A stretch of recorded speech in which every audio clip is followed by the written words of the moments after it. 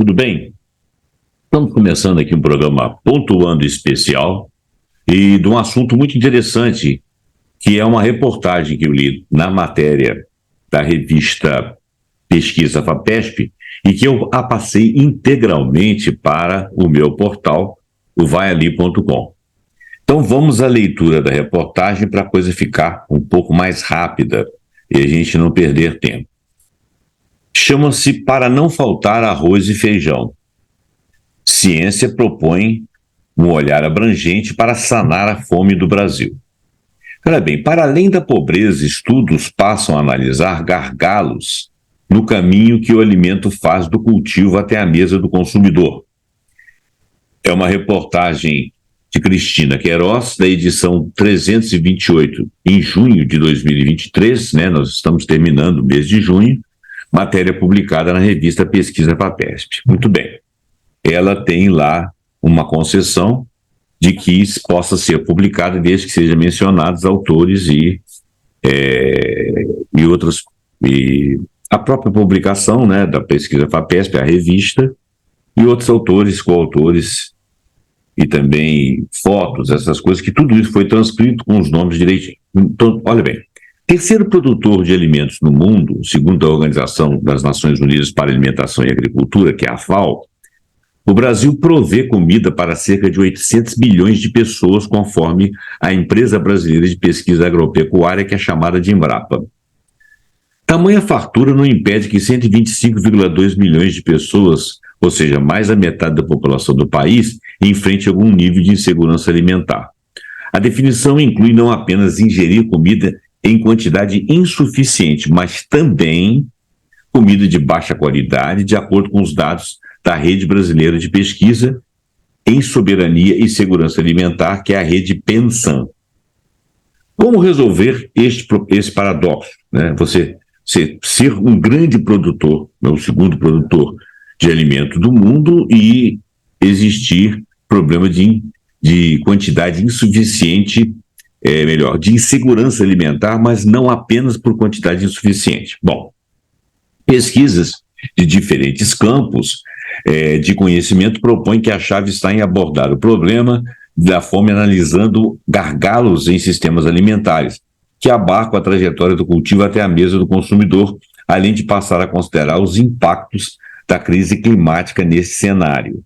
Pesquisas pioneiras feitas no Brasil com as do médico pernambucano Josué Castro, que faleceu em 1973, nasceu em 1908, faleceu em 1973, essas pesquisas estabeleciam relações diretas entre fome e pobreza, explica o economista Marcelo Neri, diretor do Centro de Pesquisas de Políticas Sociais da Fundação Getúlio Vargas. Nos últimos anos, estudos passaram a indicar que a erradicação da pobreza monetária, claro, é condição necessária, mas não suficiente para reduzir a insegurança alimentar no Brasil. Em 2021, o contingente de pessoas pobres, ou seja, com renda domiciliar per capita de até R$ 497 mensais, atingiu 62,9 milhões de brasileiros, ou seja, cerca de 29,6% da população total do país, conforme o mapa da nova pobreza, publicado pela FGV no ano passado, ou seja, o ano de 2022. Neste ano de 2022, o país registrou uma diminuição desse contingente, retornando a patamares de 2020, de cerca de 53 milhões de pessoas nessa faixa de renda. Desde 2020, o governo federal multiplicou por 3 os benefícios pagos pelo Bolsa Família Auxílio Brasil e aumentou a quantidade de pessoas contempladas pela iniciativa de 14 milhões para 21 milhões por causa da questão do vírus. Apesar disso, no mesmo recorte temporal, a insegurança alimentar caiu 36% para 34%, que é uma queda considerada pequena pelo valor que foi disponibilizado. É surpreendente notar que durante a pandemia houve um descolamento entre medidas para reduzir pobreza monetária e insegurança alimentar, destaca. Bom, o conceito de sistema alimentar surgiu para abarcar diferentes etapas do processo de produção de comida. Fotos aqui de Léo Ramos Chaves e de Kimi Shimabukuro, das imagens Getmart. Você vai ver lá, tudo isso é especificado. Eu só falei dessa vez para dar noção de que a gente está publicando tudo. Tem também fotos e comentários e participação de Alexandre Afonso. Muito bem. Então, o NERI avalia que, na pandemia, o fechamento das escolas, alvo de uma das principais políticas contra a insegurança alimentar, o Programa Nacional de Alimentação Escolar, o PNAE, responsável por oferecer comida para 40 milhões de estudantes, pode ter causado mais impacto na insegurança alimentar do que a própria pobreza. Por quê? De acordo com o pesquisador, a falta de reajuste durante 6 anos em valores repassados pelo governo federal para a alimentação escolar e a extinção em 2019 do Conselho Nacional de Segurança Alimentar e Nutricional, que é o CONSEA, que auxilia o governo na definição de políticas públicas relacionadas à segurança alimentar e nutricional, também colaboraram com o agravamento do panorama. Estamos olhando muito para a renda, mas nós estamos olhando pouco para a fome, argumenta o economista Neri. Partindo do problema da fome do mundo, o conceito de segurança alimentar surgiu depois da Segunda Guerra Mundial, com a proposta de identificar diferentes situações envolvendo o acesso à comida e com a percepção de que era necessário produzir alimentos em quantidade suficiente para uma população global em franca expansão. Hoje, além da insegurança de assegurar a ingestão de calorias suficientes, o conceito brasileiro de segurança alimentar abrange dimensões nutricionais e de sustentabilidade do alimento, ampliando a perspectiva para além da sua produção. Né? Quer dizer, você produz alimento, mas ele está nutrindo, né? Ele está exaurindo o solo, ele se sustenta, ou seja, amanhã nós vamos continuar com essa produção e com essa capacidade nutricional. É o que observa a nutricionista Elisabetta Recini, da Universidade de Brasília, que é a presidente da CONSER, que foi criado agora em 2023. Como parte do processo de alargamento do conceito de segurança alimentar, a também nutricionista Dirce Maria Lobo Marchiori, da Universidade de São Paulo, USP, relata que recentemente ela também passou a abranger o princípio da preservação ambiental, isto é, a noção de que dietas devem ser saudáveis para conservar o planeta. Isso é um tema difícil de entender, mas ela está falando aí de sustentabilidade, ela está falando de solo, ela está falando de enriquecimento do solo, ela está falando de capacidade nutricional do alimento, e que o plantio também não deve criar problemas no solo, porque ao criar problemas no solo e esses problemas se propagar, você vai ter deficiência ou nutricional ou até de aporte de alimentos. No caso, nós não temos esse problema de aporte, nós somos o segundo exportador do mundo. Então nós temos que preservar o solo e enquanto cuidamos da comida, enquanto cuidamos da capacidade nutricional, enquanto cuidamos da capacidade do solo de produzir esse alimento nutricional, com capacidade nutricional. O que significa que nós precisamos de sustentabilidade, nós precisamos de sustentar o sistema para que ele se preserve e nos preserve. Né? Bom, outro conceito que tem balizado estudos sobre a insegurança alimentar nos últimos 5 anos é o de sistema alimentar. Ele abarca a jornada da comida do cultivo até a mesa, isto é, as etapas que o alimento ou o grupo de alimentos são cultivados, pescados, caçados, processados, empacotados, transportados, distribuídos, negociados, comprados, preparados, ingeridos e depois descartados. É uma cadeia muito longa. Seguindo essa abordagem, pesquisadores procuram identificar os gargalos de cada um desses elos ditos no sistema, que apresentam características específicas de cada país ou cidade, para a partir deles propor soluções para o problema da fome. Nessa perspectiva, um objetivo pode ser identificar, por exemplo, se as dificuldades no acesso à comida estão na faixa da disponibilidade de produtos saudáveis em determinada região ou se são relacionados a altos níveis de desperdício. A engenheira agrônoma Silvia Helena Galvão de Miranda, da Escola Superior de Agricultura Luiz Queiroz, da USP, explica que os estudos sobre agropecuária elaborados na década de 1950 e 60 já apontavam para a necessidade de se olhar para cadeias produtivas e seus ambientes, e não apenas a produção. Essa perspectiva ampliada permitiu identificar, por exemplo, que era preciso melhorar normas sanitárias no abate de animais e as condições de transporte de frutas para aprimorar a produtividade e a qualidade do produto. Então, olha bem, se na cadeia o produto se perde por algum momento, ou há um desperdício de alimento por má acomodação, mau transporte, etc., isso também influencia no problema da fome, né? Bom, pequenos negócios, desculpa, durante a Conferência Mundial de Jornalistas da Ciência, WCSJ, que aconteceu em Medellín, na Colômbia, no final de março desse ano, a socióloga Jenny Vigel, coordenadora regional do Centro Internacional de Agricultura Tropical, que é a CIAT, cheio de sigla, né? Trouxe resultados de estudos que vem desenvolvendo sobre sistemas alimentares em cidades do sul global, Brasil incluso, obviamente. Elaborado em 2019, um deles analisou o sistema da cidade colombiana de Cali. O estudo partiu da observação de que 51,3% das famílias viviam em situação de insegurança alimentar e que crianças e adolescentes do município registravam mais sobrepeso e obesidade do que a média das populações na mesma faixa etária da região do Pacífico. Por outro lado, foi constatado que Cali apresentava os valores mais altos de desperdício de comida do país. Diante desse panorama, nossa hipótese foi de que a redução da insegurança alimentar passa necessariamente pela busca por estratégias para reduzir o descarte inadequado de comida, disse a socióloga durante a conferência. Vigel também desenvolveu pesquisas em Nairobi, no Quênia.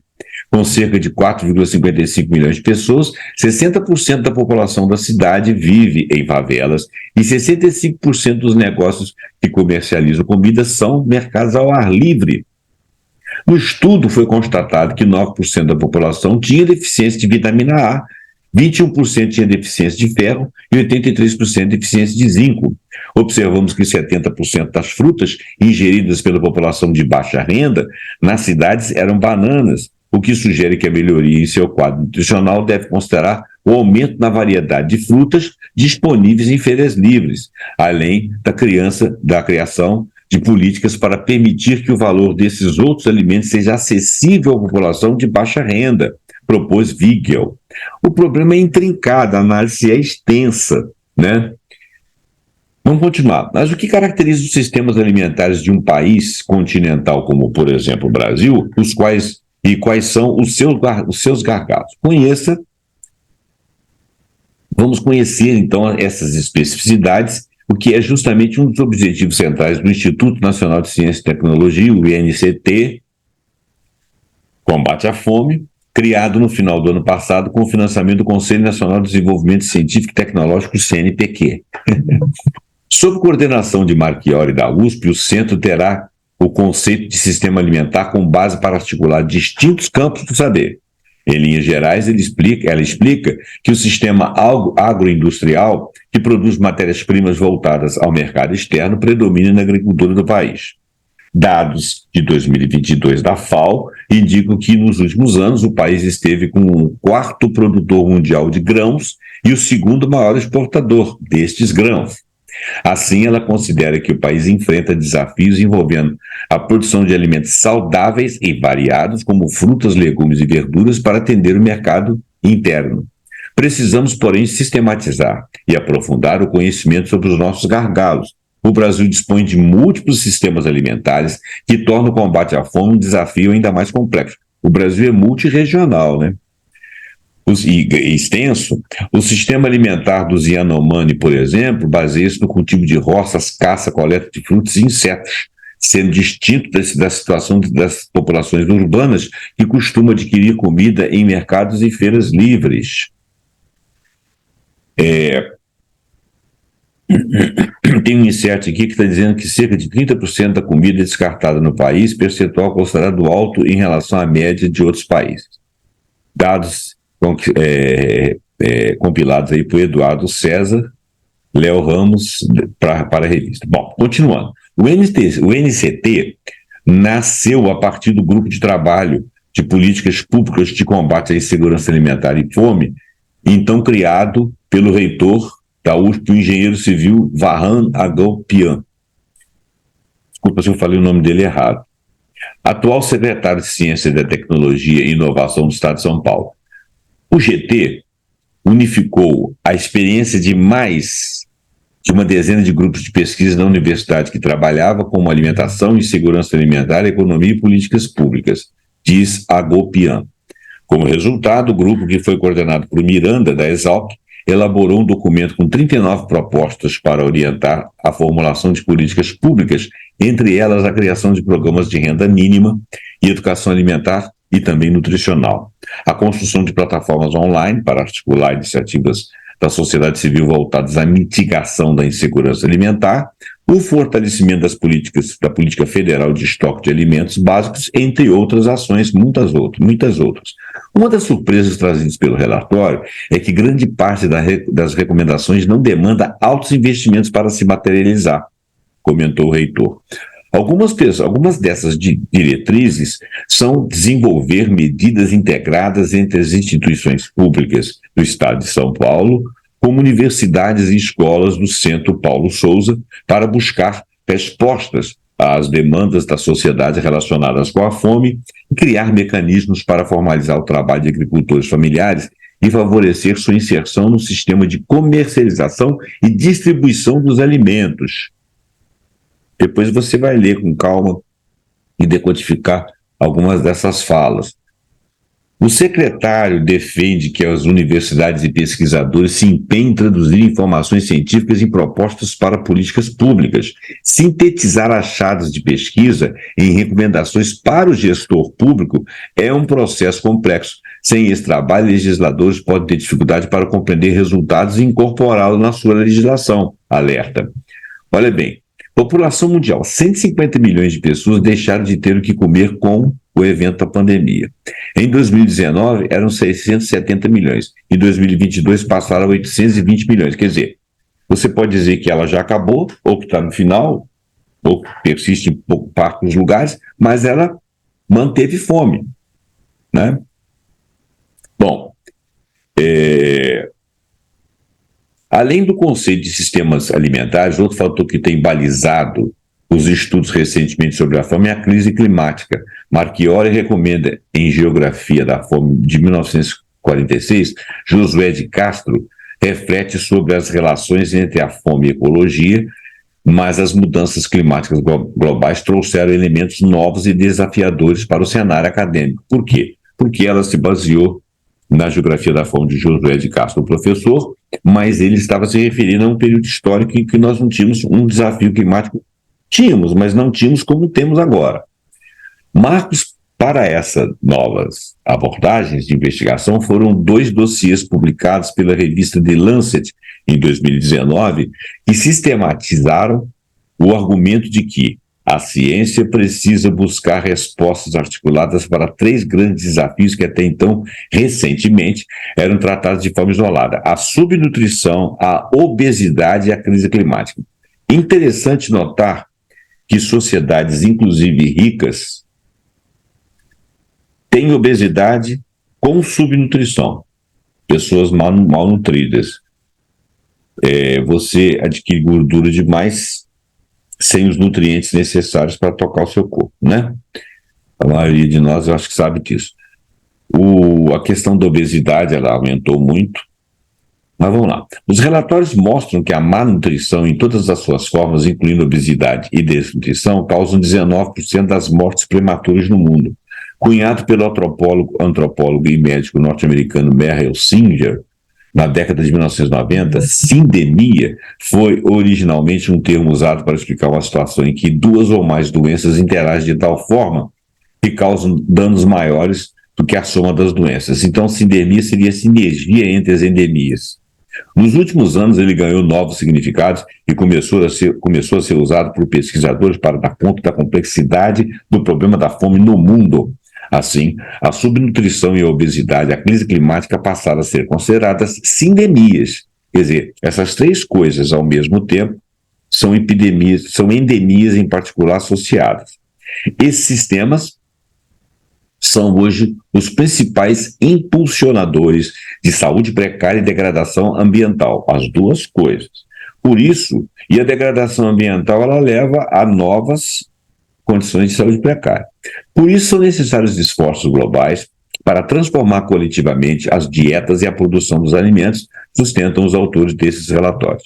Desenvolver políticas que permitam reduzir 50% do consumo global de alimentos com carne vermelha e açúcar e aumentar 100% a ingestão daqueles considerados saudáveis, como nozes, frutas, verduras e legumes, são algumas recomendações trazidas pelos documentos da Lancet, que, segundo publicação, poderiam evitar 10,8 a 11,6 milhões de mortes anuais. As pessoas podem achar que a carne, ela é importante, claro, proteína, mas você tem proteína no resto da natureza. Às vezes é um custo de um organismo maior, mas a carne, ela traz proteína, mas ela traz algumas coisas que não são saudáveis. O excesso de carne não é saudável. Então, diminuir o consumo global da carne. E do açúcar, porque o açúcar sempre foi deletério, né? A gente aqui não sabia disso. Bom, além disso, os dossiês indicam que é preciso reorientar a agricultura para o cultivo de alimentos voltados para o consumo interno dos países, mas incorporando práticas para preservar a biodiversidade, reduzir consumo de água, ou seja, não gastar tanta água, reduzir consumo no caso de não gastar tanta água, e também reduzir emissões de dióxido de carbono. Cortar pela metade perdas de comida em toda a cadeia de abastecimento, desde a produção até o consumo, é outra diretriz.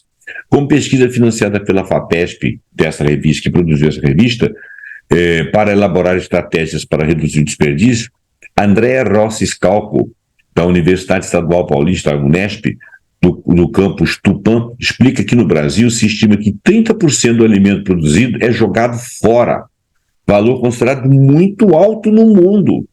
Nesse cenário, ela indica a necessidade de se desenvolver legislação específica para regular o descarte de produtos que não podem ser vendidos, mas estão aptos a serem consumidos. Argentina, Colômbia e México, por exemplo, dispõem de leis que obrigam os estabelecimentos comerciais a doarem esses alimentos, estipulando as condições necessárias, condições sanitárias, no caso, para que isso aconteça. Apesar da falta de legislação específica, o avanço tecnológico pode colaborar para melhorar o aproveitamento dos alimentos. A nutricionista Eliane Batrici Guitin, eu acho que é Giuntini, desculpa, do Centro de Pesquisa de Alimentos, o FORC, um dos centros de pesquisa, inovação e difusão, CEPID, apoiados pela FAPESP, dá como exemplo uma técnica desenvolvida para produzir farinha de banana verde. A banana é uma fruta sensível e o produtor que trabalha com a fruta registra perdas significativas em toda a cadeia de abastecimento.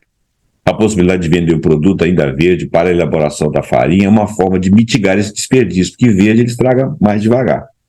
Destaca. E se ele puder ser utilizado na condição de verde um pouco mais do que isso, melhora a condição de não haver perda. Uma patente com metodologia foi depositada por essa FORC, né?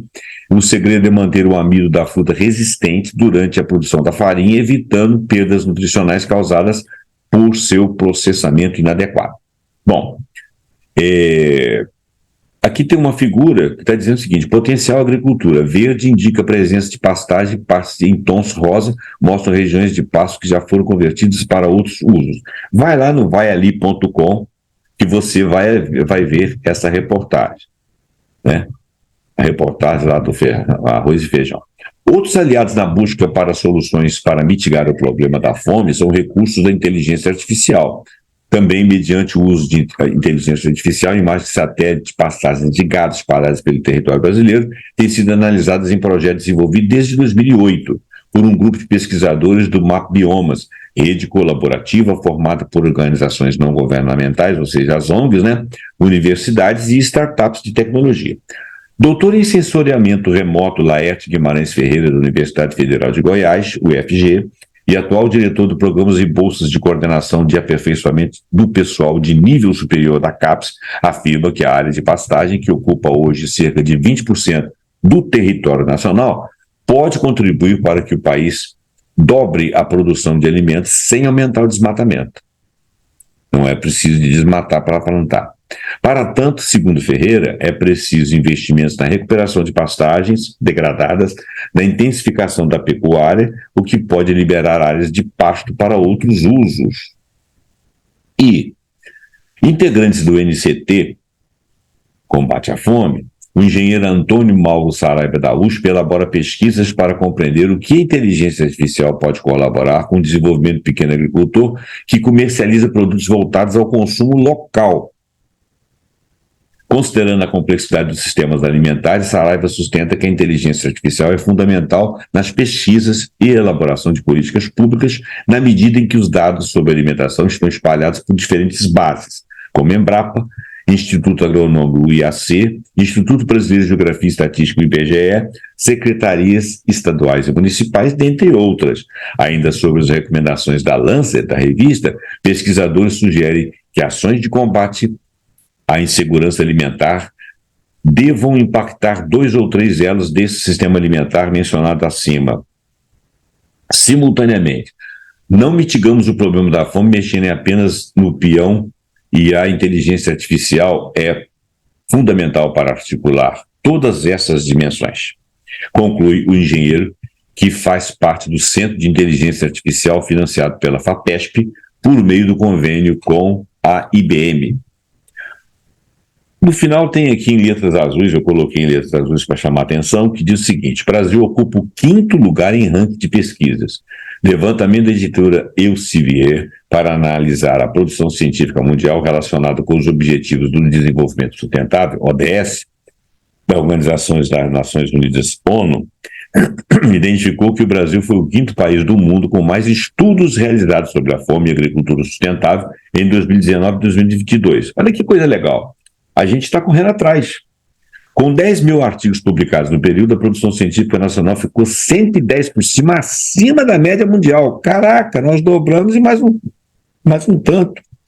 O Conselho Nacional de Desenvolvimento Científico e Tecnológico, CNPq, e a Coordenação de Aperfeiçoamento de Pessoal de Nível Superior, TACAPS, alcançaram o 3º e 4º lugar, respectivamente, entre as agências de fomento que mais financiaram pesquisas relacionadas ao ODS 2, que prevêem erradicar a fome no mundo.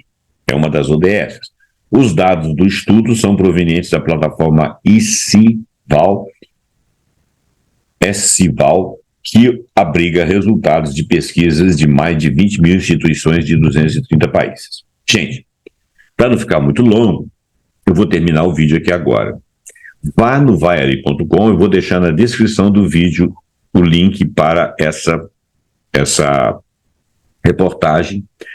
Caso você, por algum motivo, eu não possa colocar, porque o YouTube às vezes me dá uns probleminhas, você pode utilizar, eu vou mostrar aqui para você a revista FAPESP, tá? A revista FAPESP tem a reportagem, né? Para não faltar, eu peguei esse título aqui, para não faltar arroz e feijão. Então tá, esse assunto é importante. Então, essa revista também você tem online, tá? Pesquisa FAPESP, www.revistapesquisa.fapesp.br, junho de 2023, número 328, com essa capa bonita que está aí, né? Você pode acessar online essa revista ou acessar o vaiali.com, que é onde eu transcrevi a íntegra da pesquisa da revista e, inclusive, fiz todos os desenhos e mencionei todos os autores, ok? Muito obrigado pela sua atenção, passe isso aí para frente, compartilha e até o próximo programa pontuando com algum assunto que a gente achar muito interessante. Até lá!